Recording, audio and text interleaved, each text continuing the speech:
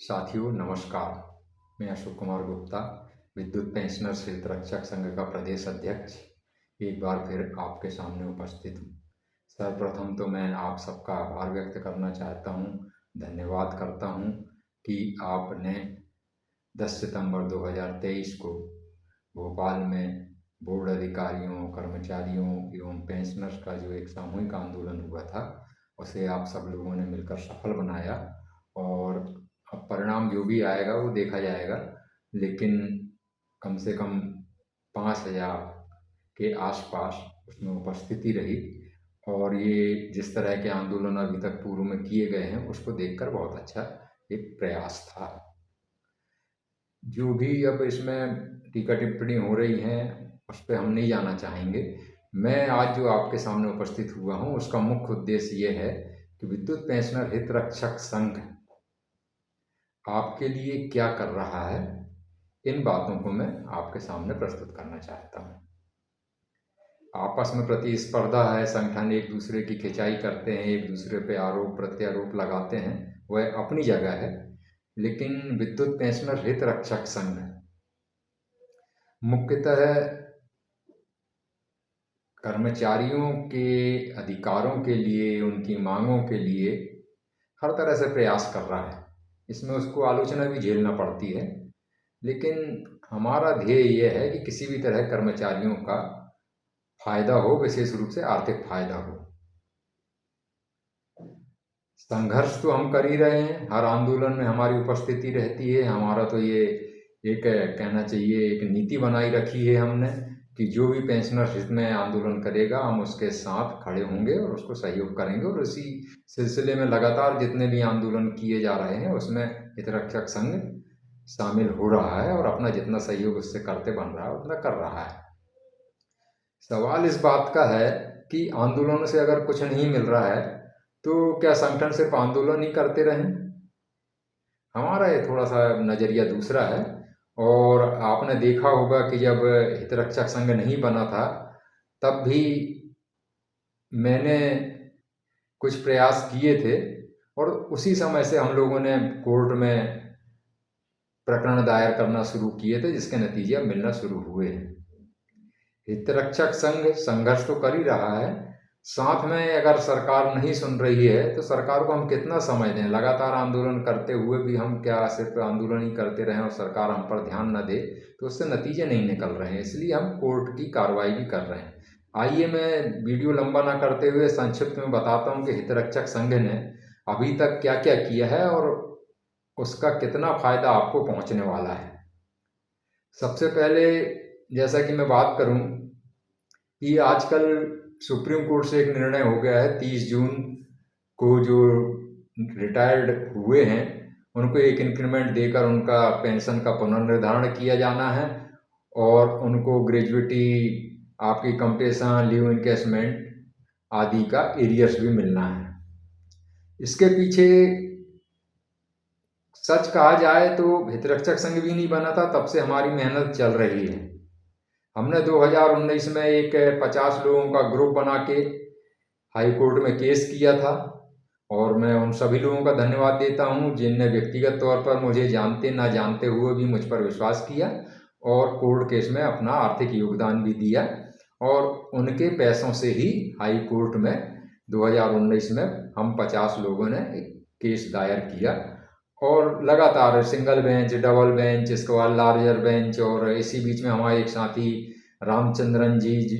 का भी केस लगा। हमारे केस के बाद उनका फैसला, चूंकि सिंगल थे इसलिए जल्दी हो गया, उनका फैसला जब डबल बेंच से भी उनके फेवर में हो गया तो कंपनी सुप्रीम कोर्ट में गई, तो सुप्रीम कोर्ट में रामचंद्रन जी को मैंने व्यक्तिगत तौर पर संपर्क कर निरंतर सहयोग किया। विशेष तौर पर मतलब आर्थिक सहयोग तो नहीं कर पाया, लेकिन बाकी जो भी बिंदु थे केस के उस सिलसिले में सहयोग किया और रामचंद्र जी केस जीत गए और उन्हीं के कारण अब अनेक आदेश हो रहे हैं और उसका परिणाम भी मिलना, रामचंद्र जी को ऑर्डर हो चुका है और ट्रांसमिशन कंपनी ने हम लोगों के लिए भी अपना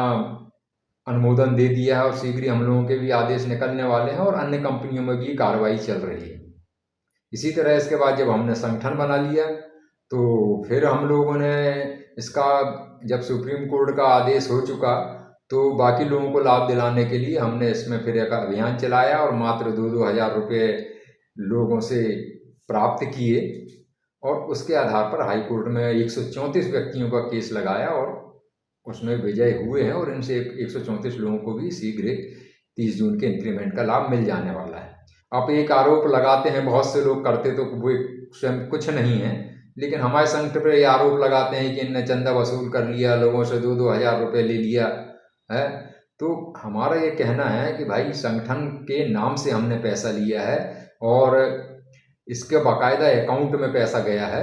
और इसका हिसाब भी शीघ्र दिया जाएगा। अभी कार्रवाई चल ही रही है। और इसके अलावा एक चीज़ और बताना चाहूँगा कि जो भी पैसा इसमें बचा है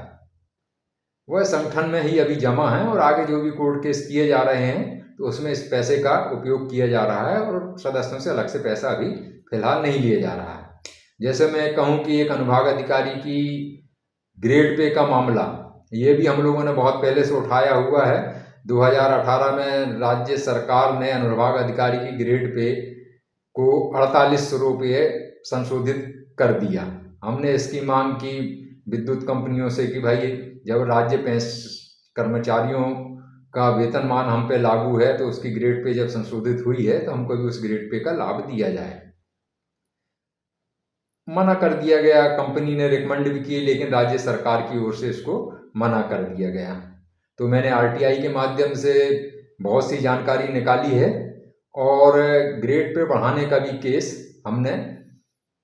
हाई कोर्ट में दायर कर दिया और शीघ्र उसका नंबर आने वाला है जो मैं आपको सूचना दे दूंगा। इस हाई कोर्ट में जो अनुभाग अधिकारी का केस लगाया गया है इसके लिए कोई अलग से पैसा आपसे नहीं लिया जा रहा है। और इस केस के बारे में थोड़ा सा ये बताऊं कि अगर ये केस हम जीत गए तो सिर्फ ग्रेड पे का मामला नहीं है। हमको 1/1/2006 में जो वेज रिवीजन हुआ था तो इसकी जो स्केल निर्धारित हुई थी उस स्केल में भी हमको 910 रुपये कम फिक्सेशन करके हमको हमारी मतलब पे स्केल निर्धारित की गई थी और साथ में ग्रेड पे भी दी गई थी। तो हमने तो ये मांग किया है कि जो 910 रुपये आपने हमको कम पे स्केल पर निर्धारित किया है उसको भी हमको दिया जाए और साथ ही ग्रेड पे में जो संशोधित हुआ उसको भी दिया जाए। तो अगर 1/1/2006 से हम यह केस जीत जाते हैं तो निश्चित रूप से ऐसे सभी कर्मचारियों को इससे बहुत फायदा होने वाला है जिन्होंने 4400 की ग्रेड पे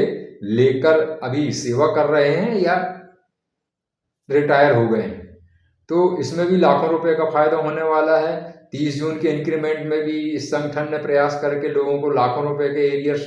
दिलवाने का प्रयास किया और शीघ्र वो एरियर्स मिल जाएगा। तो ऐसे को ग्रेड पे का जो हमने केस लगाया है उसमें हमने किसी से चंदा नहीं लिया है क्योंकि अधिकतर वे ही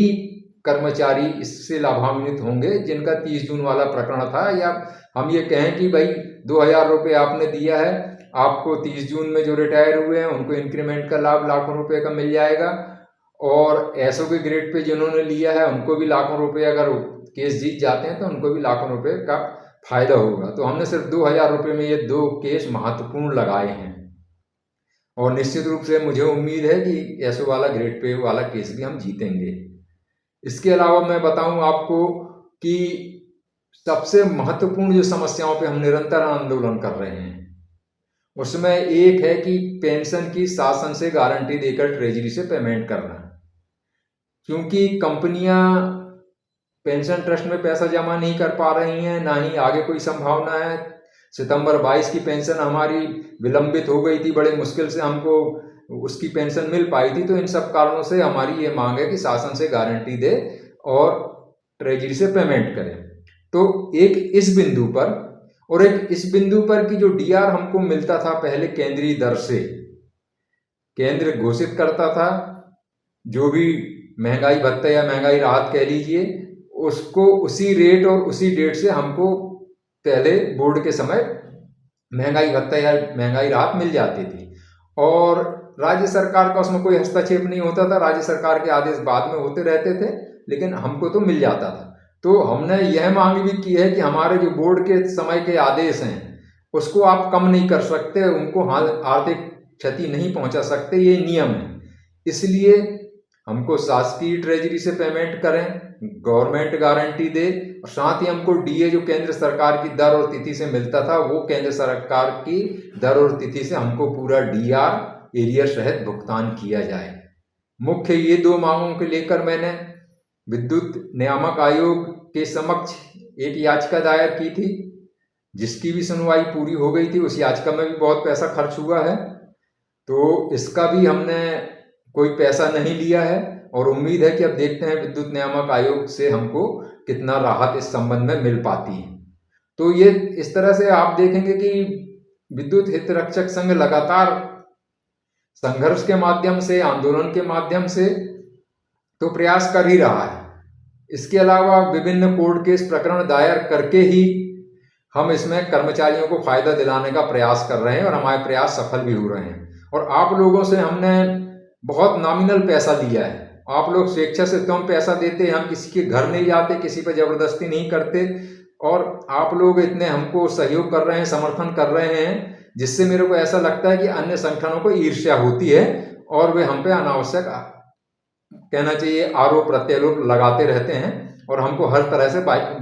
बहिष्कृत करने का प्रयास करते हैं। तो खैर ठीक है, उनका जो करना है वो करते रहें, हमको जो कर रहे हैं हम कर रहे हैं, और आप लोगों का सहयोग और समर्थन जब तक मिलता रहेगा, आर्थिक सहयोग जब तक मिलता रहेगा, हम अपने प्रयास करते रहेंगे। और हमारा तो अकाउंट हमने अभी फिलहाल मैं इसलिए नहीं डेल पा रहा हूँ कि विभिन्न कार्यक्रमों में मैं बिजी था, हमारा संगठन बिजी था, और हमारा पूरा ऑडिट करने का जो है वो सीए के पास हमारा अभी रिकॉर्ड पड़ा हुआ है और सीए की जब रिपोर्ट आ जाएगी तो हम वो रिपोर्ट भी आपको सार्वजनिक करेंगे, जो कि कोई अन्य संगठन मेरे हिसाब से, मेरे को तो जानकारी नहीं है कि सही तौर पे उसको जाहिर करता है। तो हमारे संगठन में पूरी तरह पारदर्शिता है। हमारी जो क्षेत्रीय इकाई है वहाँ के पदाधिकारी लोगों के साथ में हमेशा चर्चा करके और सामूहिक रूप से कोई निर्णय लेता हूँ, व्यक्तिगत तौर पर मैं अकेले कोई निर्णय लेता नहीं हूँ। इसके अलावा ये जितने कोर्ट केस मैंने बताए हैं, इसके अलावा एक मांग और नई उठ गई है कि जो अभी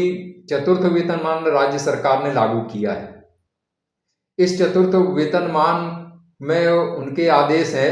कि जुलाई 23 को जिन्होंने 35 साल की सेवा पूर्ण कर ली है उनको चतुर्थ वेतनमान मिलेगा। हम लोग 3 क्लास एम्प्लॉइज हैं और मैं ज़्यादातर 3 क्लास एम्प्लॉइज की ही बात करता हूं, क्योंकि बाकी अपर श्रेणी के जो लोग हैं वो खुद सक्षम हैं और अपने लिए वो खुद अपनी लड़ाई लड़के अपना फायदा ले रहे हैं। हमारे साथ भी अधिकारी हैं और जो अधिकारी गण हमारे साथ में शामिल होते हैं उनका स्वागत रहता है और वो हमको सहयोग भी करते हैं और उनको साथ लेकर भी हमने बहुत से केस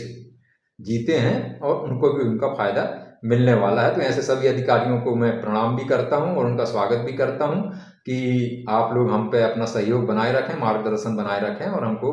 जो भी हमसे बन पड़ेगा आप लोगों के लिए भी हम करेंगे। लेकिन मुख्यतः क्या है कि पेंशनर ज़्यादातर 3 क्लास वाले हैं, 4th क्लास वाले हैं, तो उनके फायदे के लिए मैं कुछ ज़्यादा ही कहना चाहिए भावनात्मक रूप से सोचता हूँ। हमारा संगठन का ये एक प्रयास है कि जैसा मैं बता रहा हूँ, ये चतुर्थ वेतनमान का जो लाभ है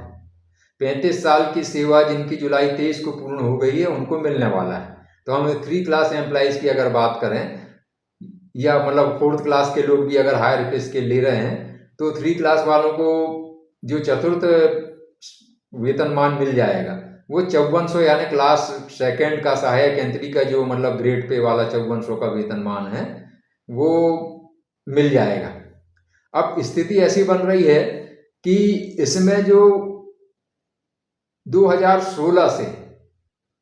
अभी तक जो रिटायर हुए हैं उनको इसका लाभ नहीं दे रही है सरकार, जबकि हायर पे स्केल या चतुर्थ वेतनमान देने का जो सरकार का उद्देश्य है कि भाई हम पदोन्नति आपको नहीं दे पाए हैं, इसलिए यह मानकर कि 35 साल में 4 पदोन्नति किसी कर्मचारी को मिलना चाहिए, ये सैद्धांतिक रूप से सरकार ने मान लिया है और उसी आधार पर चतुर्थ वेतनमान दे रहे हैं कि चूंकि आपको हम पदोन्नति नहीं दे पाए हैं इसलिए आपको 35 साल की सेवा में चतुर्थ वेतनमान दे रहे हैं। यानी एक एलडीसी अगर चतुर्थ वेतनमान लेता है या कोई ऑपरेटर चतुर्थ वेतनमान लेता है तो उसको 5400 की ग्रेड पे यानी सहायक यंत्री का पे स्केल मिलके उसको चतुर्थ वेतनमान स्वीकृत होगा और एक सम्मानजनक रूप से वो अपनी सेवानिवृत्ति पे अच्छी पेंशन पाएगा। अब जब सरकार खुद मान रही कि हम पदोन्नति जिनको नहीं दे पाए हैं इसलिए हम चतुर्थ वेतनमान देना है, तो मैंने 2 लेटर हमारे संगठन की ओर से लिख चुके हैं कि जब से पदोन्नति रोकी है सरकार ने यानी हाई कोर्ट में पदोन्नति का केस राज्य सरकार मार्च 2016 में हारी। उनकी जितनी पदोन्नति थी, जो रिजर्वेशन वगैरह उन्होंने दिया था, जो भी उनका मामला था, तो उसमें हाई कोर्ट से राज्य सरकार को यह कहा गया कि ये सब आपने जो पदोन्नति दी है ये अवैध पदोन्नति है और उनको आप मतलब निरस्त करें। हाई कोर्ट के इस आदेश के खिलाफ राज्य सरकार ने सुप्रीम कोर्ट से स्टे ले लिया और वो अभी तक पदोन्नति किसी को दे नहीं रही है। तो हमारी मांग ये है कि चतुर्थ वेतनमान आप वर्ष 2016 यानी 1 जनवरी 2016 जब से किसी को पदोन्नति नहीं मिल पाई है तब से आप लागू करें। तो ये मांग भी, पत्र तो हम लिख चुके हैं और अभी और भी मतलब ये है कि पत्र हम लिखेंगे, लेकिन राज्य सरकार ने तो आदेश निकाल दिया है, लेकिन विद्युत कंपनियों की तरफ से अभी कोई आदेश निकले नहीं है। इंफॉर्मेशन ट्रांसमिशन कंपनी ने जरूर मांगी है, लेकिन अभी कोई आदेश उसका भी नहीं निकला है। तो हम यह प्रतीक्षा कर रहे हैं कि विद्युत कंपनियां किस तरह का आदेश निकालती हैं। अगर ठीक राज्य सरकार की तरह ही आदेश अगर वो निकालेंगी तो फिर हम विद्युत कंपनियों को एक नोटिस देंगे कि भाई हमें 1/1/2016 से, क्योंकि हमारी पदोन्नति नहीं मिल पाई है, इसलिए हमें 1/1/2016 से जो भी सेवानिवृत्त हुए हैं उनको भी चतुर्थ वेतनमान का लाभ दिया जाए। और अगर कंपनियां नहीं मानती हैं, राज्य सरकार नहीं मानती है, तो निश्चित रूप से इसमें भी हम कोर्ट केस लगाएंगे और इसको भी हम सुप्रीम कोर्ट तक लड़ेंगे। बहुत से संगठन हमारी हंसी उड़ाते हैं, यार ये कोर्ट केस की धमकी देते हैं, कोर्ट केस करने का बोलते हैं और फालतू चंदा वसूल करते हैं। तो मेरा सिर्फ उनसे इतना निवेदन है कि महोदय आप वैसे ही सैंक्शन करा दीजिए ना। ये जितनी मांगे मैं गिना रहा हूँ आप राज्य सरकार से वैसा ही सैंक्शन करा दीजिए, तो हमको कोर्ट में जाने की आवश्यकता नहीं होगी। आप अगर संगठन के इतने मतलब कहना चाहिए एक मजबूत पदाधिकारी हैं, आपकी इतनी इस राज्य सरकार में चलती है, मंत्री में चलती है, आपकी बातें राज्य सरकार सुनती है, तो हमारा निवेदन है कि हमारा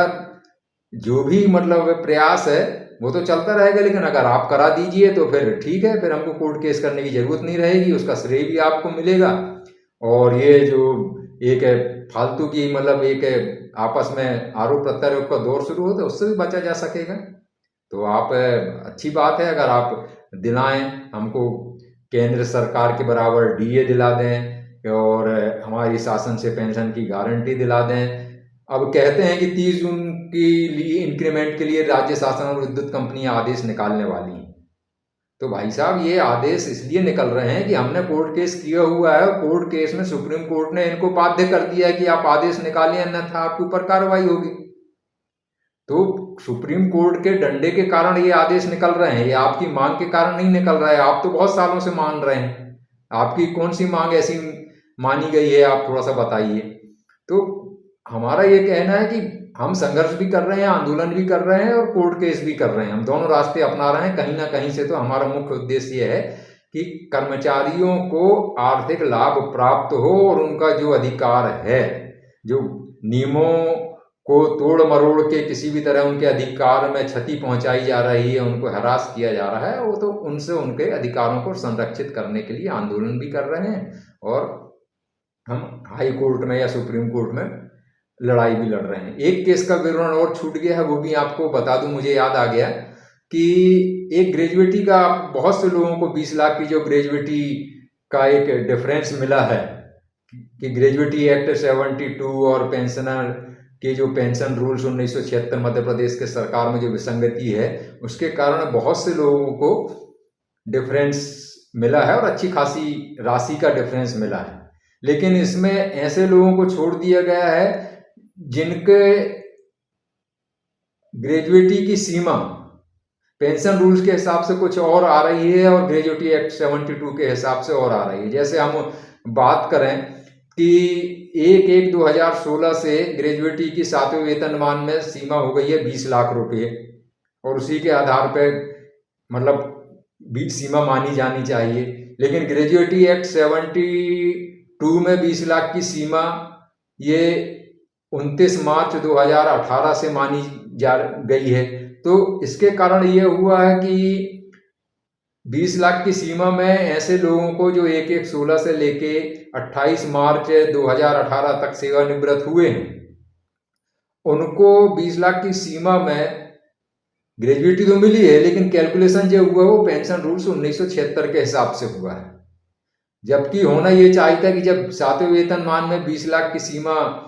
आपकी एक 16 से मान ली गई है, तो उनको भी 20 लाख की सीमा में ग्रेजुएटी एक्ट 72 के कैलकुलेशन के हिसाब से डिफरेंस देना था, लेकिन वो डिफरेंस दिया नहीं गया है। तो हमने इस मामले में भी केस लगाया हुआ, उसमें 60 लोगों ने हमको कंट्रीब्यूट किया है, स्वेच्छा से कंट्रीब्यूट किया है, और ये केस अभी सुप्रीम कोर्ट में लंबित है।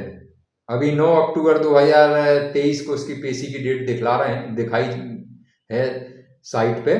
तो अब इस केस को भी हम लड़ रहे हैं, हालांकि इसमें संभावना थोड़ी सी धूमिल नजर आ रही है कि हम जीतेंगे नहीं जीतेंगे, लेकिन अपने तरफ से पूरा प्रयास कर रहे हैं कि इस केस को भी जीता जाए। हमने कैलकुलेशन पे ज़्यादा ध्यान दिया है कि 26 दिन और 30 दिन का जो कैलकुलेशन का एक अंतर है, और क्वालिफाइंग सर्विस में भी सीमा 33 साल की एक रूल्स में है और उसमें सीमा नहीं है। तो ये सब बातों को लेकर हम सुप्रीम कोर्ट तक गए हैं कि कैलकुलेशन और ये सीमा से संबंधित हमारा विवाद है, तो इसको भी हम हमारे फेवर में डिसीजन आने की हम तो आशा कर रहे हैं। अब सुप्रीम कोर्ट के ऊपर है कि वो कैसा डिसीजन देती है, लेकिन इस महत्वपूर्ण केस को भी हमने सुप्रीम कोर्ट तक ले गए हैं, और बहुत नॉमिनल हम लोगों ने स्वेच्छा से हमको अंशदान दिया है, जिसका हम उपयोग कर रहे हैं। तो इस तरह के आप देखेंगे कि निरंतर हम ऐसे केस आंदोलन के माध्यम से भी उठा रहे हैं, और कोर्ट केस में भी हम जाकर कोर्ट में भी जाकर हम 30 जून को सेवानिवृत्त पेंशनर्स को एक इंक्रीमेंट देकर पेंशन निर्धारण एवं अन्य उसके जो सेवांत लाभ हैं उसके ये दिलाने में हितरक्षक संघ द्वारा जो कोर्ट केस किए गए हैं उसका फायदा मिलना शुरू हो गया है। एक उपलब्धि यह है। दूसरी उपलब्धि आप कहें तो विद्युत नियामक आयोग में भी सुनवाई पूरी हो गई है, तो अब शासन से पेंशन की गारंटी और ट्रेजरी से पेमेंट तथा केंद्र सरकार द्वारा घोषित दर एवं तिथि से महंगाई राहत का भुगतान संबंध में माननीय विद्युत नियामक आयोग का फैसला आना शेष है। अगर हमारे फेवर में आता है तो हमें बहुत उससे फायदा होगा। 2 केस के बाद तीसरा केस हमने जो लगाया हुआ है वह केस है अनुभाग अधिकारी की ग्रेड पे का, जिसमें भी अगर फैसला हमारे पक्ष में आता है तो निश्चित रूप से हम लोगों को भी उसका लाखों रुपए का फायदा होने वाला है। चौथा केस जैसा कि मैंने बताया ग्रेजुएटी डिफरेंस का हमने लगाया हुआ है, जो सुप्रीम कोर्ट में चल रहा है। यह केस का फैसला भी अगर हमारे पक्ष में आता है तो निश्चित रूप से हम लोगों को इसमें भी हजारों रुपये और लाखों रुपए का भी फायदा हो सकता है। इसके अलावा जैसा मैं बात कर रहा हूँ चतुर्थ वेतनमान के लिए जो हमारी मांग है कि जब से पदोन्नति रोकी गई है तब से यह योजना लागू की जाए, तो इस सिलसिले में भी शीघ्र ही हाई कोर्ट में केस, अगर विद्युत कंपनियां इसको लागू नहीं करती हैं और राज्य सरकार इनको लागू नहीं करती तो हम विद्युत पेंशनर्स के लिए यह मांग करते हुए कि 1/1/2016 से चतुर्थ वेतनमान की सुविधा लागू की जाए, यह केस भी हम शीघ्र हाई कोर्ट में लगाएंगे।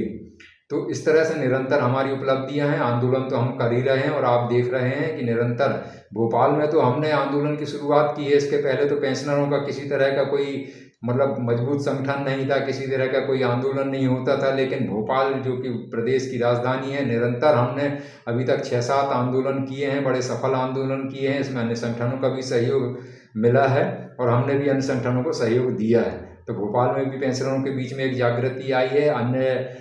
पेंशनर संगठनों को भी कंपटीशन में अच्छे प्रयास करना पड़ रहे हैं। तो कुल मिला के पेंशनरों के हक में एक अच्छा मूवमेंट बना हुआ है, और हम विद्युत पेंशनर हितरक्षक संघ की कोशिश यह रहेगी कि हम जिस तरह से कार्य कर रहे हैं उसी तरह से हम आगे भी और बेहतर कार्य करने की कोशिश करेंगे। अब दूसरे संगठनों को या दूसरे व्यक्तियों को हम पे जो आरोप लगाने हैं, जिस भी तरह की आलोचना करनी है या जो भी हमको कहना है वो कहते रहें, हम अपने लक्ष्य से डिगने वाले नहीं हैं। तो मेरा आज का आप लोगों से बस इतना ही संबोधन था। आगे फिर कभी मिलेंगे। जय हिंद, जय भारत।